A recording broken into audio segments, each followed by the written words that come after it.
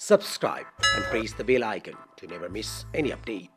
नेपाली कांग्रेसले सरकारमा आयो सोध्दैछ दुईटै हातमा लड्डु छ अस्ति मैले भने के दुईटै हातमा लड्डु छ तपाईलाई किन रिस उठ्छ त्यसो भए मैले सोधेँ कि मलाई पत्रकारले सोध्दै के दुईटा लड्डु फाल्दिउ हाम्रो हातमा दुईटै हातमा लड्डु आयो रे फाल्दिने के गर्ने पत्रकार साथीहरूले सोध्नुहुन्छ कि बेला बखतमा कांग्रेसले के गर्छ पत्रकार साथीहरूलाई भन्न चाहन्छु ल तपाईले भन्नुस् त एउटा लड्डु पत्रकारलाई दिने कसलाई दिने कांग्रेसलाई जनताले हराए भोट दिएनन् अहिले कांग्रेस चाहियो भन्नु पर्यो भोट दिने बेला कांग्रेसलाई लगिदियो अहिले कांग्रेस चाहियो भन्ने पनि अवस्था ल्याएको थियो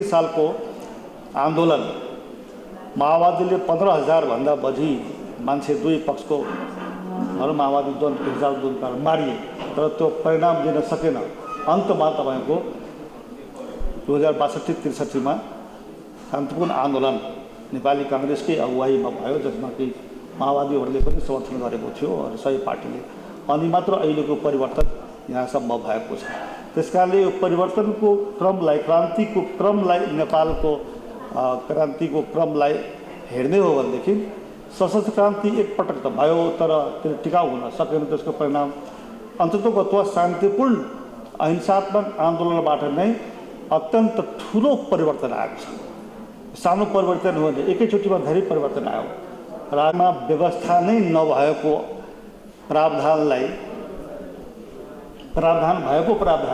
संविधानमा व्यवस्था नै नभएको चिजलाई भन्नु अब आधार बनाएर ओलीजीले प्रधानमन्त्रीजीले प्रतिनिधि सभाको विघटन गरिदिनु हो प्रतिनिधि सभाको विघटन गर्दाखेरि त्यसलाई नेपाली कांग्रेसको त्यही दिनदेखि हामीले भन्दै आएका छौँ कि प्रधानमन्त्री ओलीद्वारा प्रतिनिधि सभाको गरिएको विघटन असंवैधानिक हो अलोकतान्त्रिक हो सर्वसत्तावादी हो जनताको मतको जनादेशको अपमान हो भनेर हामीले भन्दै आएका छौँ र हामीले के भन्दै आयौँ भनेदेखि थरी थरीका विचार नेपाली कांग्रेसको धारणाको बारेमा मिडियामा पनि थरी थरीको कुरा आयो एक लाइन छ दुई लाइन छ तीन लाइन छ अनेक लाइन छ लाइनै छैन जे छ नेपाली कांग्रेस के भन्दै आयो भनेदेखि प्रतिनिधि सभा चाहियो र प्रतिनिधि सभा चाहिनको लागि दुईटा बाटो छ एउटा पुनर्स्थापना अर्को निर्वाचन दुईटै बाटो संविधान सम्मत दुईटै बाटो लोकसम्मत दुईटै बाटो लोकतान्त्रिक बाटो हो अब अदालतमा रहेको विषयको कारणले अदालतले जे निर्णय गर्दछ त्यसलाई हामी स्वीकार गर्नुपर्दछ भनेर नेपाली कांग्रेसले भन्दै आइरहेको छ र अन्ततोगत्वा अदालतले हिजो निर्णय दियो र पुनर्स्थापना गरिदिएको छ नेपाली कांग्रेसको सभापतिजीले र हामीले मैले पनि र हामी सबैले त्यसलाई स्वागत गरेका छौँ र सबैले स्वागत गर्नुपर्दछ अब नेपालको राजनीति कसरी प्रवेश गरेको छ भने पुनः संसदमा संसदीय प्रक्रिया प्रारम्भ हुन्छ संसदीय प्रक्रिया प्रारम्भ हुँदा अब सामान्यतया हेर्ने हो भने राजनीतिको अलिकति राजनीतिक रूपमा पनि र नैतिक रूपमा पनि हेर्ने हो भनेदेखि जुन प्रधानमन्त्रीले प्रतिनिधि सभा विघटन गर्यो त्यो विघटनलाई न्यायपालिकाले बदर गरिसकेपछि त्यो प्रधानमन्त्रीमा अलिकति पनि नैतिकता छ भने पदमा रहिरहने कुनै तपाईको अब जरुरी छैन देशको लागि र लोकतन्त्रको लागि संविधानको लागि उहाँमा अलिकति पनि नैतिकता छ भने तत्कालै राजीनामा गरिदिनुपर्छ तर आज बिहान हामीले समाचार सुन्यौँ राजीनामा गर्नुहुन्न रे भनेर उहाँको नजिकका एडभाइजरहरूले भनेको मिडियाबाट खबर पाएका छौँ त जे होस् अब 13 दिनभित्रमा संसदको बैठक बोलाइसक्नुपर्छ भनेर अदालतले भनिसकेको छ अदालतले विघटनलाई बदर मात्रै गरेको छैन निर्देशन दिएको छ बदर पनि भयो तर प्रतिनिधि सभा 13 दिनभित्रमा बोलाऊ है भनिसक्यो नत्र भने कति महिना लाउँछ ठेगानै छैन त्यसकारणले 13 दिनभित्रमा अब संसदको बैठक प्रारम्भ हुन्छ संसद बैठक सुरु भइसक्यो अब संसदको बैठकमा सत्ता पक्षको प्रतिपक्षको र संसदमा रहेका अरू राजनीतिक दलहरूको सक्रिय र जिम्मेवारीपूर्ण भूमिका त्यहाँको प्रारम्भ हुन्छ त्यसले एउटा दिशा लिन्छ भावी दिशा लिन्छ यो पनि अहिंसा र शान्तिपूर्ण बाटो नै हो संसदीय संसदभित्रको प्रक्रियालाई नियमित प्रक्रिया अनुसरण गर्नु, कार्यान्वयन गर्नु, सङ्कटको निवारण गर्नु र एउटा उपाय खोज्नु भनेको पनि अहिंसात्मक र शान्तिपूर्ण बाटो नै हो। र संसदमा अब सत्ता पक्षको दुईटा समूह देखिन्छ। ओली समूह एउटा छ प्रधानमन्त्रीको नेतृत्वमा, अर्को तपाईँको प्रचण्ड र माधव नेपालको नेतृत्वमा। माधव नेपाल र प्रचण्डको समूहले माधव नेपाललाई नेकपाको अध्यक्ष घोषणा गरिसकेको छ। ओलीजीले आफै अध्यक्ष हुनुहुन्छ भनेको छ। अब यसको छिनोफानो कसले गर्ने? निर्वाचन आयोगले गर्नुपर्ने हो। को अध्यक्ष हो? दुईटा पार्टी हो कि दुईटा गुट हो कि पार्टी मिल्यो कि के हो कि? त्यो अब नेपाली जनताले र हामी सबैले, हाम्रो पनि अधिकार हो। यो नेपाली जनताकै अधिकार हो, दलको अधिकार मात्रै होइन, सम्पूर्ण नेपाली जनताको यो अधिकारको विषय हो कि संसदमा नेपाल कम्युनिस्ट पार्टीको आधिकारिक अध्यक्ष को हो, आधिकारिक पार्टी को हो। दुईटा अलग अलग गुटले दुईटा अलग अलग पार्टी खोलिदिएको हो कि अथवा दुईटा अलग अलग गुट जो थियो केही दिनको लागि त्यो झगडा अब सकिसक्यो र फेरि अब एक हुन्छ कि? यो सबै कुरा नेपाली जनताले हेर्न पाउनु पर्दछ। यो नेपाली जनताले हेर्न पाउनु पर्दछ भन्ने कुराको लागि कसले देखाउनु पर्दछ त? नेपाली जनताले त हेर्ने हो। नेपाली जनतालाई चाहियो, जानकारी चाहियो कि हामीले मत दिएको जनप्रतिनिधिहरूद्वारा गठन भएको संसदमा सत्ताधारी पक्ष, सत्ताधारी दल भनेको पहिले नेपाल कम्युनिस्ट पार्टी थियो। दुईटा पार्टीको एकीकरण भएर नेपाल कम्युनिस्ट पार्टी नेकपा भएछ। कुनै पत्रकार साथीले नेकपा डबल पनि लेख्ने चलन थियो। अब नेकपा डबल हो कि नेकपा सिंगल हो कि नेकपा स्क्वायर हो कि नेकपा आधा हो कि के हो? त्यो कुरा त अब जान्नु पर्यो नि त। त्यो कुरा नजानिकन संसदीय प्रक्रियाले तपाईँको विधिवत तपाईँको अभ्यास गर्न सक्दैन। त्यस कारणले र यो कुराको टुङ्गो लगाइदिने काम ओलीजीको र प्रचण्ड माधव नेपाल समूहकै हो। सत्ताधारी दलहरूभित्रकै जो समूहहरूकै हो। यो आइसके सँगसँगै नेपाली काङ्ग्रेसका पार्टी सभापति पनि हुनुहुन्छ, संसदीय दलको नेता पनि हुनुहुन्छ हाम्रो पार्टीको द्वारा। अब त्यो भूमिका नेपाली काङ्ग्रेसको पनि त्यहाँ हुन्छ।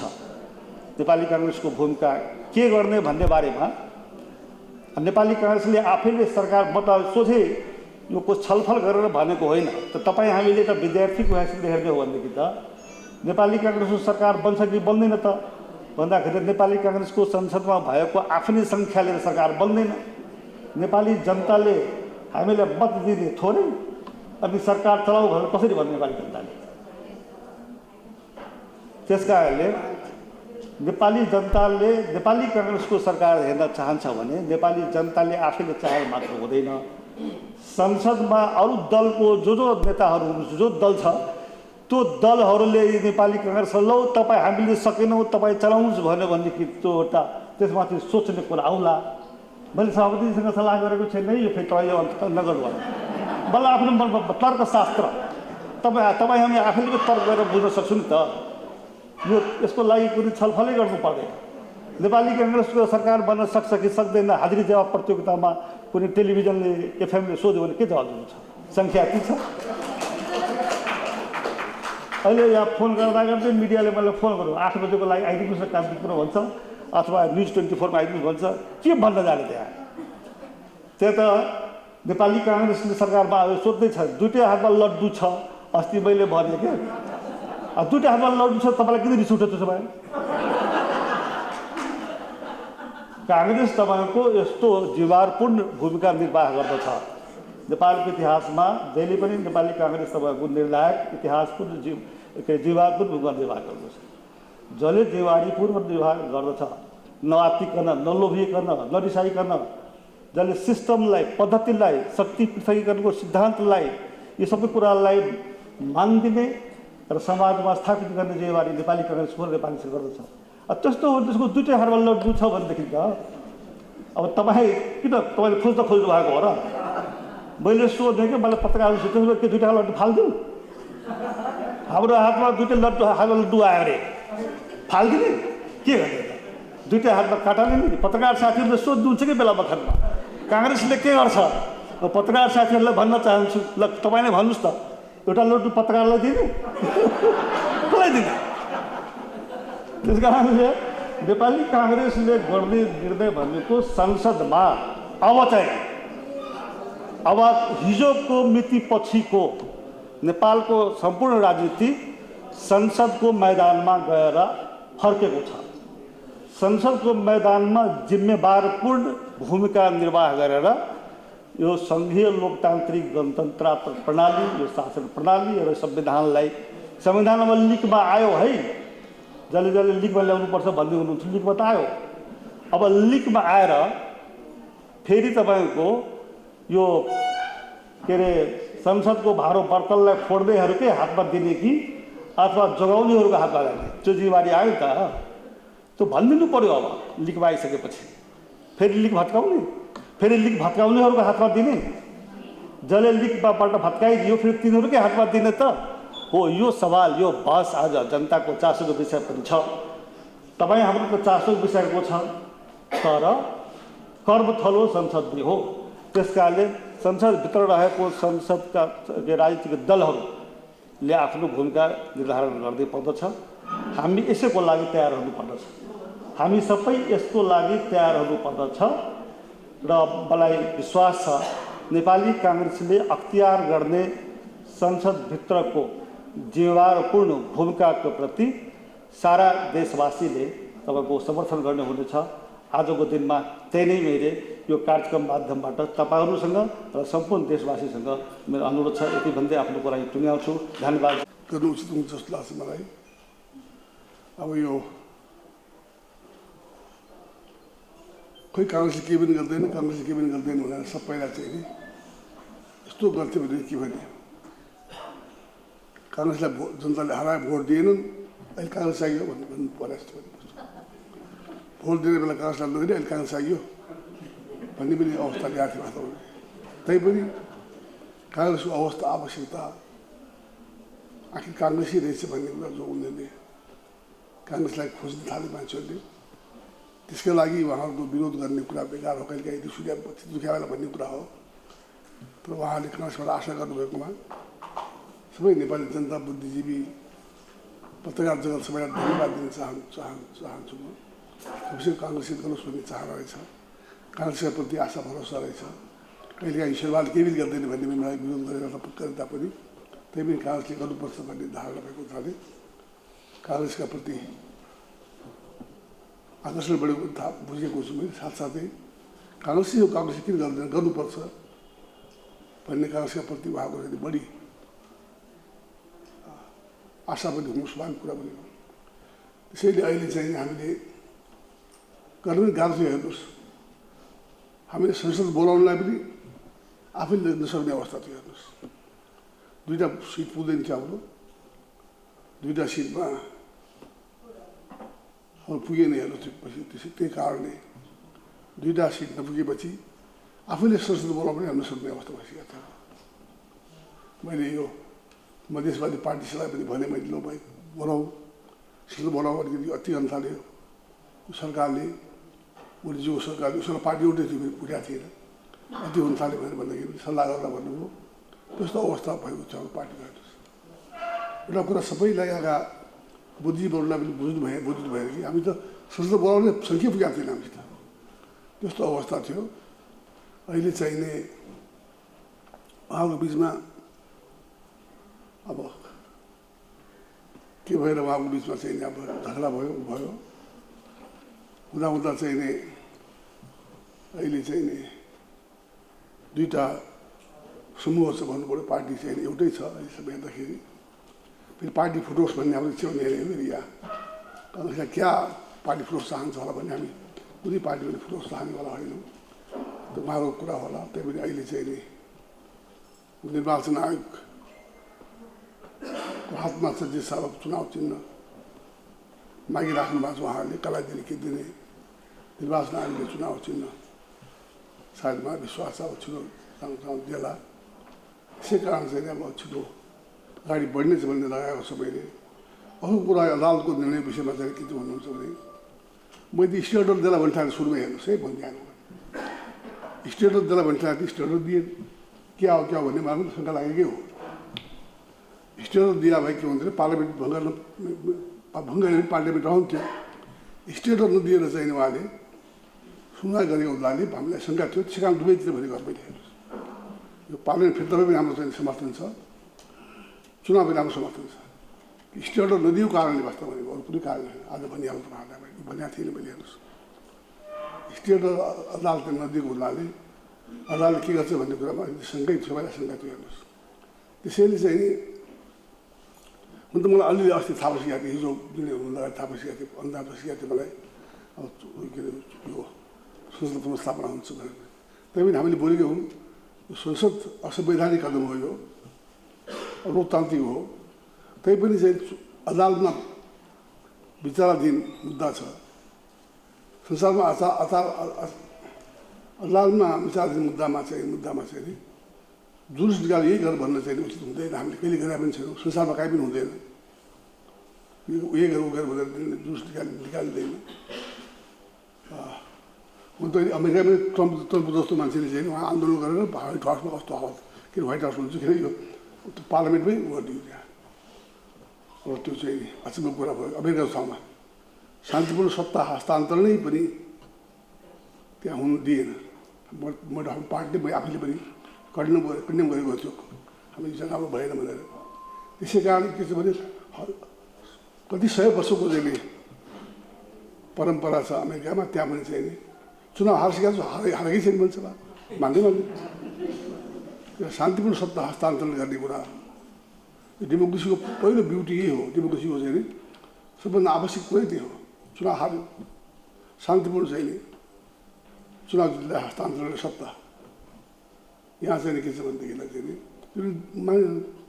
जहाँ प्रजातन्त्र छैन, न्यायपालिका छ, त्यहाँ त गर्दैन।